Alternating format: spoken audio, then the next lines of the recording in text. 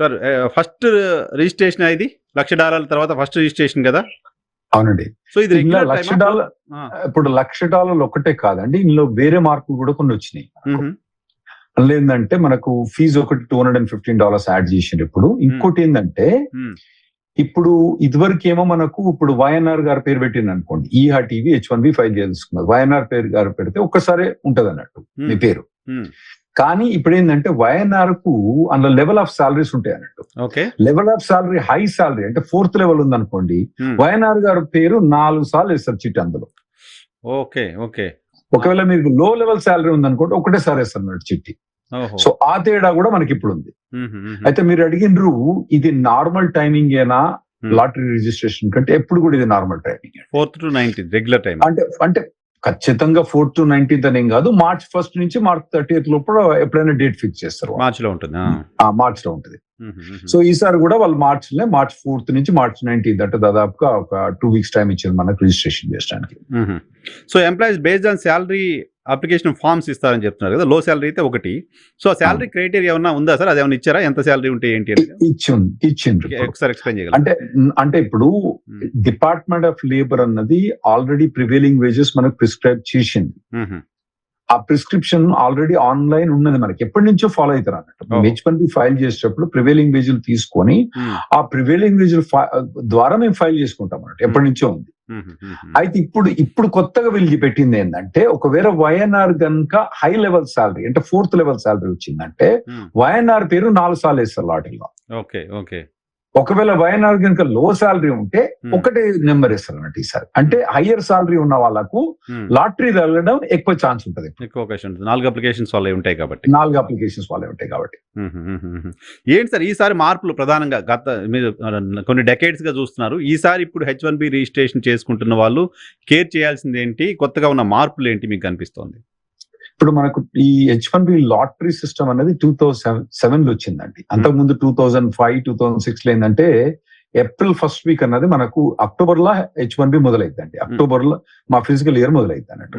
October లో అంటే మేము 6 months బిఫోర్ ఫైల్ చేసుకోవచ్చు, ఏప్రిల్ 1st ఫైల్ చేసుకోవచ్చు. నార్మల్ గా 2007 కన్నా మొదలు ఎప్పుడు కూడా లాటరీ లేకుండే. అంటే H1B ఫైల్ చేసిన నెంబర్లు అయిపోయేది. అంతకుముందు కొన్నిలో మాకు 2 లక్షల దాకా నెంబర్లు ఉండే, ఆ తర్వాత 65,000 నెంబర్కి వచ్చింది, తర్వాత 85,000 నెంబర్కి వచ్చింది, అందులో అన్ని అయింది. 2007 లో వచ్చే వాటికి మాకు తెలిసిపోయింది, అరే నాయన ఈ రోజు మాత్రం ఏప్రిల్ 1st అందరూ వస్తారు కాబట్టి ఖతం అయితే మాకు. ఎందుకంటే అంతకుముందు కూడా ఒక నెల లోపలే ఖతం అవుతుంది కాబట్టి మాకు తెలిసిపోయింది అన్నట్టు, ఏప్రిల్ 1st వీక్ ని ఖతం అవుతా. అప్పుడు ఏం చేసినంటే ఏప్రిల్ 1st అందరం ఫైల్ చేసాం. అందరికి తెలుసు ఏప్రిల్ 1st ఫైల్, అందరం ఏప్రిల్ 1st ఫైల్ చేస్తే ఏప్రిల్ 1st రోజు బంద్ చేసి ఆ తర్వాత ఏ అప్లికేషన్స్ కూడా తీసుకోలేదు వాళ్ళు. నెక్స్ట్ ఇయర్ ఇది మరీ ఒకటేసారి అంత పెద్ద మేలు, లాయర్ కష్టం, వీళ్ళందరి కష్టం అని చెప్పి ఒక వారం రోజుల్లో ఫైల్ చేసేట్టుగా చేసిన అన్నట్టు. అప్పుడు ఏం చేసిందంటే మొత్తం అప్లికేషన్ ఫైల్ చేయాలి మేము. అంటే వైఎన్ఆర్ గారు పేరు, ఈహా టీవీ కంపెనీ, తర్వాత వైఎన్ఆర్ గారు, వైఎన్ఆర్ డేట్ ఆఫ్ బర్త్, ఇవన్నీ డీటెయిల్స్ పెట్టిన తర్వాత ఇవన్నీ డీటెయిల్స్ కాక మొత్తం మీ డిగ్రీ సర్టిఫికెట్, మీ ఫైలింగ్ ఫీజు, మొత్తం అవన్నీ అప్లికేషన్ తోట ఇంత ముందు ఫైల్ చేసేది. ఇప్పుడు అంటే నా 5-6 ఏళ్ల కింద ఏం చేసినట్టు, అమ్మ ఈ తలకాయ నొప్పులు ఎందుకని ఈహా టీవీ ఏం చేస్తుందంటే లాటరీ సిస్టమ్ ద్వారా ఆన్లైన్ లో పోయి మీ పేరు రిజిస్ట్రేషన్ చేసుకుంటే అది చాలా ఈజీ ప్రాసెస్ అన్నట్టు. మీ పేరు సెలెక్ట్ అయితేనే మొత్తం అప్లికేషన్ ఫైల్ చేయాలి. Okay. Okay. Okay. Once you selected only మీకు మీ డాక్యుమెంట్స్. అయితే ఇది 5-6 ఏళ్ల కింద మొదలైంది, 7-8 ఏళ్ల కింద మొదలైంది. దాని ద్వారా ఫ్రాడ్ ఎక్కువ అయిపోయింది. ఎట్లా? ఎందుకంటే దీని రిజిస్ట్రేషన్ ఫీజు $10 పెట్టింది. ఎవరి కేర్ ఇస్తారండి $10? ఏం చేసిందంటే కొందరు కంపెనీ వాళ్ళు, వైఎన్ఆర్ గారు ఏం చేసిందంటే ఈహా టీవీ దగ్గర పోయి చెప్పిండు, ఓకే ఈహా టీవీ నాకు ఒక అప్లికేషన్ ఫైల్ చేయమన్నాడు. ఇంకా అటువంటి 10 టీవీ ఛానల్ దగ్గర పోయి చెప్పుకున్నాడు నేను ఫైల్ చేసుకోమని. అప్పుడు ఏమైంది, వైఎన్ఆర్ పేరు 10 సార్లు అయిపోయింది అన్నట్టు. ఆ తర్వాత 2 ఏళ్ల కింద దీన్ని ఏం చేసిందంటే, ఈ ఫ్రాడ్ ను ప్రివెంట్ చేయడానికి ఏం చేసిందంటే, వైఎన్ఆర్ గారి పేరు సో డేట్ ఆఫ్ బర్త్ అయితే అతని పేరు ఎన్నిసార్లు రిపీట్ అయినా కానీ వైఎన్ఆర్ గారు ఒకటే కన్సిడర్ చేస్తారు.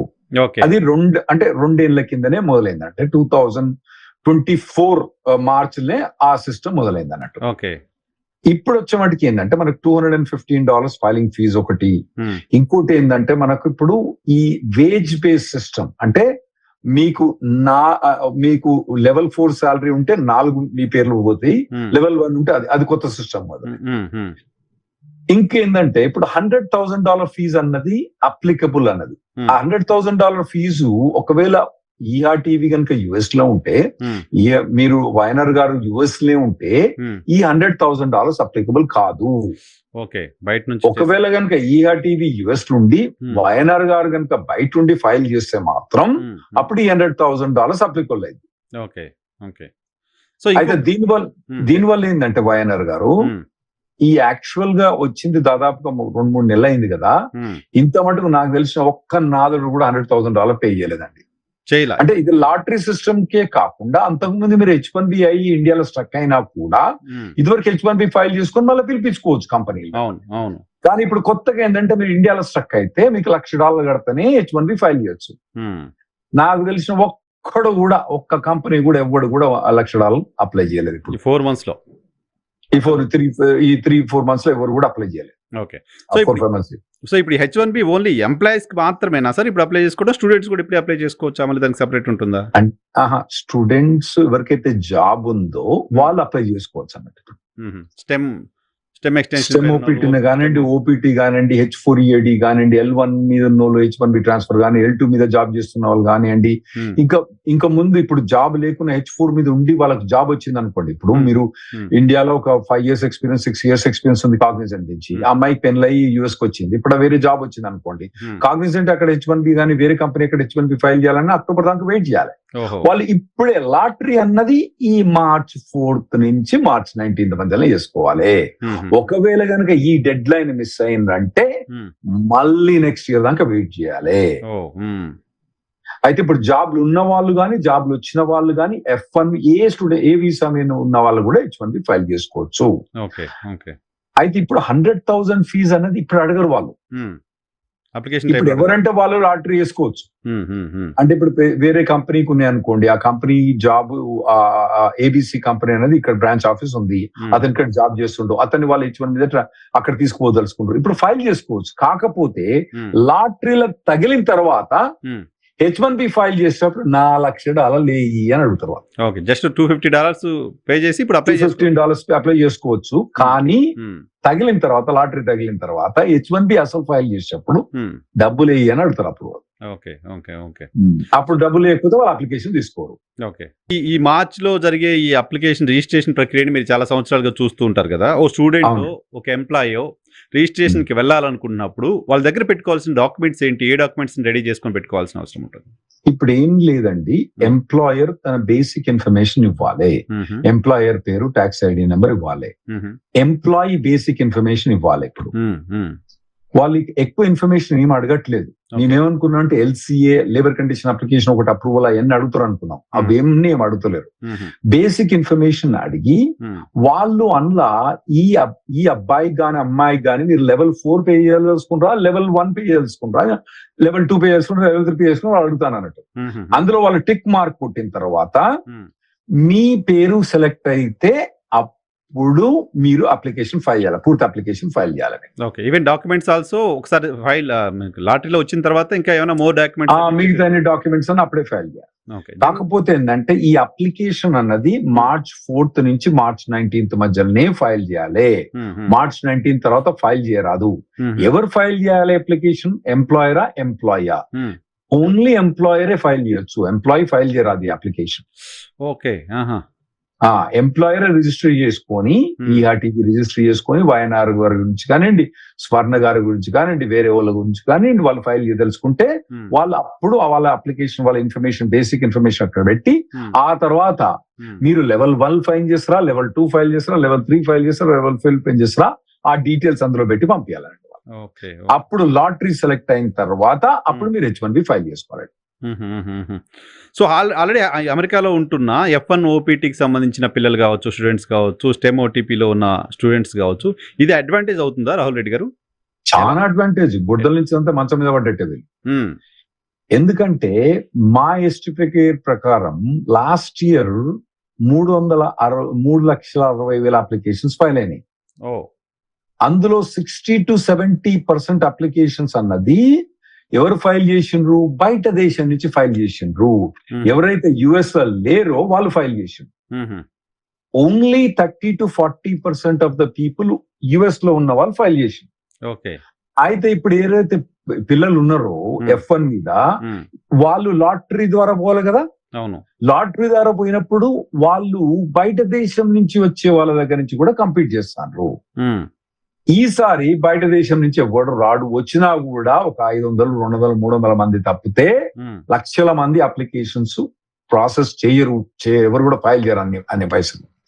కాబట్టి ఈసారి F1 వాళ్ళకు చాలా అడ్వాంటేజ్ అండి. మీకు వైఎన్ఆర్ గారు అర్థం కాదు, కొందరైతే 3 సార్లు 4 సార్లు అటెంప్ట్ చేసి రానోళ్ళు ఉన్నారు H1B లాటరీలో. వాళ్ళందరూ కూడా ఇప్పుడు కనుక జాబ్లు ఉంటే దాదాపుగా వాళ్ళకి మంచి పర్సంటేజ్ ఆఫ్ ఛాన్సెస్ వాళ్ళకి వచ్చే ఛాన్స్ ఉంది. ఎందుకంటే ఇప్పుడు మనం 60-70% కాంపిటీషన్ అవాయిడ్ చేసినప్పుడు మీకు మంచిగా ఉంటుంది. ఇంకోటి వైఎన్ఆర్ గారు కొద్దిగా యాంటీ ఇమిగ్రేషన్ ఫీలింగ్ అన్నది 2025 బిగినింగ్ కి 2026 బిగినింగ్ కు బాగా తేడా వచ్చిందండి. అది కంపెనీస్ H1B ఫైల్ చేయడం కూడా తగ్గిపోతాయని మేము అనుకుంటున్నాం. బికాస్ ఆఫ్ దట్ ఇంకోటి ఆర్టిఫిషియల్ ఇంటెలిజెన్స్ తోటి లే ఆఫ్స్ బాయ్ అయినాయండి. అది ఆర్టిఫిషియల్ ఇంటెలిజెన్స్ తోటి లే ఆఫ్ అయినాయని కొందరు అంటారు. కొందరు ఏమంటారు అంటే 2021, 22, 23 లో లెఫ్ట్ రైట్ కంపెనీలు ఇష్టమైన హైర్ చేసిందండి. దిక్కు దిమారు ఏం లేదు, ఒకటే అండి సింపుల్. మీ జీతం ఎంత? మీరు 10 లక్షలు అనుకోండి నెలకు. వాడేమంటాడు, ఓకే నీకు 20 లక్షలు ఇస్తా, అంతే సింపుల్. ఏ మాటలు లేవు. అట్లా హైర్ చేసిన వాళ్ళు ఉన్నారు అన్నట్టు. వాళ్ళు మరి 20 లక్షలు పనికొస్తారా పనికిరారా ఏం అనవసరం, ఫస్ట్ మనకి 20 లక్షలు మనం తీసుకోవాలి. ఇప్పుడు వాళ్ళందరూ లే ఆఫ్ అయిపోయినాయి కాబట్టి ఆ కంపెనీస్ కూడా కొద్దిగా H1B ఫైల్ చేయాలంటే హెసిటేట్ చేస్తారు. ఎందుకంటే వాళ్ళు అప్పుడు ఓన్లీ ఇండియన్స్ ని కాకుండా అమెరికన్స్ కూడా లెట్ గో చేశారు. కాబట్టి వాళ్ళ ప్రెజర్ ఏముంటుంది, అరే నేను నువ్వు అమెరికన్ లెట్ గో చేసినావు కానీ మరి ఇండియన్ ఏమో H1B ఫైల్ చేస్తాను అని క్వశ్చన్ అడుగుతారు. కాబట్టి వాళ్ళు కూడా కొద్ది కంపెనీగా తగ్గించుకొని ఫైల్ చేస్తారని మేము అనుకుంటున్నాం. ఓకే. సో ఇప్పుడు యుఎస్ లో ఉన్న కంపెనీస్ H1B ఫైల్ చేసి బయట దేశాల నుంచి ఒక ఎంప్లాయీని యుఎస్ కు తీసుకురావడం అనేది ఇంకా అసలు ఆల్మోస్ట్ మర్చిపోవచ్చేమో మనం. అవునండి, మర్చిపోవచ్చండి. ఇంకోటి, ఆ కంపెనీ ఆ $1,00,000 పెట్టి ఒక మనిషిని పట్టుకొచ్చింది అనుకుందాం, వాడు వారం రోజుల తర్వాత ఇంకో కంపెనీ జంప్ అయితే మనం ఏం చేయలేము. ఈ కంపెనీ వాడు అంతే కదా, పెట్టుబడి అంతా పోయినట్టే. సో అట్లా కూడా కంపెనీలు అంతా ఈజీగా ఎవరు పట్టుకురావండి H1 మీద బయట దేశం నుంచి. సో ఇప్పుడు ఈసారి అప్లై చేసే దాంట్లో వేజ్ లెవెల్స్ కూడా చాలా ఇంపార్టెంట్ గా ఉన్నాయి, చాలా కీలకంగా ఉన్నాయి. అయితే అవును, వేజ్ లెవెల్స్ కూడా ఇప్పుడు హయ్యర్ వేజ్ లెవెల్ ఉన్న వాళ్ళు మాత్రం, 4 లెవెల్ వేజ్ ఉన్న వాళ్ళు మాత్రం ఇక ఆల్మోస్ట్ 95% నేను వాళ్ళకి సెలెక్ట్ అవుతాను నేను అనుకుంటున్నాండి. లోవర్ లెవెల్ ఉన్న వాళ్ళకి కూడా లాస్ట్ టైం కన్నా ఈసారి చాలా ఎక్కువ ఛాన్స్ ఉంటది. నేను అనుకునేది ఎందుకంటే ఇప్పుడు వాళ్ళకి మీ పేరు 4 సార్లు వచ్చినా కానీ మీకు వచ్చేది లాటరీ ఒకసారి వచ్చిన తర్వాత మీ పేరు తీసి పడేస్తారు, అయిపోయింది. అంతే కదా, మళ్ళా మీ పేరు పీకరు కదా. పీకిన వైఎన్ఆర్ గానే ఒకసారి వచ్చింది, ఓకే పెట్టిన వైఎన్ఆర్ గారి పేరు, నెక్స్ట్ టైం వైఎన్ఆర్ తీసి పక్కన పెడేస్తాం, ఒకటేసారి కదా. అంతే కదా, ఓకే. సో మళ్ళీ వేరే వాళ్ళకి ఛాన్స్ ఇస్తారు. కాబట్టి ఈసారి లెవెల్ 1 ఉన్న వాళ్ళకు కూడా మంచి ఛాన్సే ఉంటదని నేను అనుకుంటాను.